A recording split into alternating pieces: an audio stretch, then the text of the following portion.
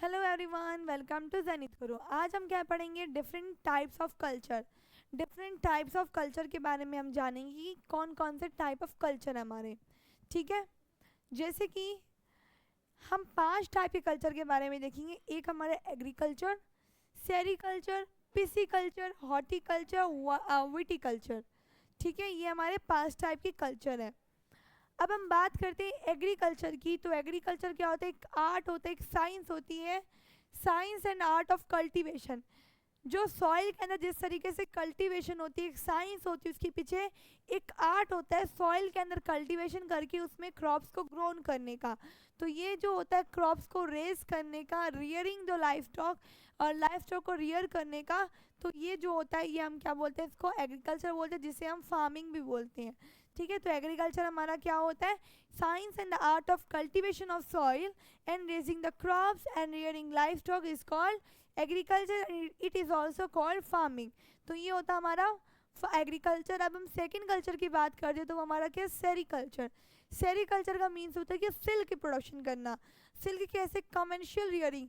यहाँ पे देखो, कोई भी चीज़ अपने लिए तो घर के लिए तो नहीं करेगा, बेचना ही होगा उसको।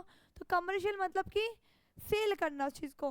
तो यहाँ पे क्या होता है? Commercial rearing of silk worm. Silk worm को पाला जाता है, अपने शौक के लिए तो पालेगा नहीं, कमर्शियल के लिए, यानी वो मार्केट में बेचेगा। तो सिल्क वर्म को वो पालते हैं और वहाँ से सिल्क एक्सट्रैक्ट करते हैं उसमें से।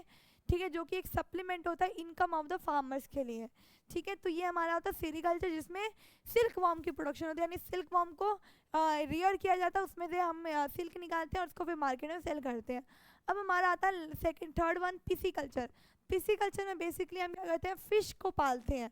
यानी यहाँ पे प्रोडक्शन जो होती है फिश की होती है, जो कि कमर्शियल बेसिस पे होती है। यहाँ पे ब्रीडिंग होती है फिश की, स्पेशली कंस्ट्रक्टेड टैंक्स होते हैं, पॉन्ड्स वगैरह बनाए जाते हैं, टैंक वगैरह बनाए जाते हैं फिश को पालने के लिए। और उसके बाद क्या होता है? इसकी ब्रीडिंग होती है हमारी। इसे हम क्या बोलते हैं? पिशी बोलते हैं। अब हमारा जो फोर्थ वन आता है हमारा हॉर्टिकल्चर, जिसके अंदर फ्रूट्स, वेजिटेबल, फ्लावर्स, इन सब की जो प्रोडक्शन होती है वो हमारी किस में होती है? हॉर्टिकल्चर में होती है, जो कि कमर्शियल यूज़ के लिए होती है। तो ये होता है हमारा हॉर्टिकल्चर। मतलब आपको ये जानना है कि अगर वेजिटेबल की प्रोडक्शन हो रही है, फ्रूट की प्रोडक्शन हो रही है और फ्लावर की प्रोडक्शन हो रही है, तो उसे हम कौन सा बोलेंगे? उसे हम एग्रीकल्चर नहीं, उसे हम क्या बोलेंगे? ये क्या है? हॉर्टिकल्चर है। ठीक है, अब जैसे कि कोई फिश की ब्रीडिंग कर रहा है, उसकी प्रोडक्शन कर रहा है, उसको मतलब बेच रहा है, कमर्शियल यूज़ के लिए कर रहा है, तो वो हमारे लिए क्या होगा? जब पिशिकल्चर। ठीक है, जो ये सिल्क वॉर्म को ब्रीड करता है सिल्क वॉर्म मतलब कमर्शियल पर्पज़ के लिए, तो वो सेरिकल्चर। अब ये लास्ट वन हमारा क्या? विटिकल्चर, जिसमें क्या होता है? प्रोडक्शन किसका होता है? ग्रेप्स का। ठीक है, यहाँ पे कल्टीवेशन किसकी होती है? ग्रेप्स की कल्टीवेशन होती है। तो वो हमारा क्या होता है? विटिकल्चर। तो ये थे हमारे 5 टाइप के कल्चर जो कि हमने कवर अप कर लिए। Agriculture, sericulture, pisciculture, horticulture and viticulture.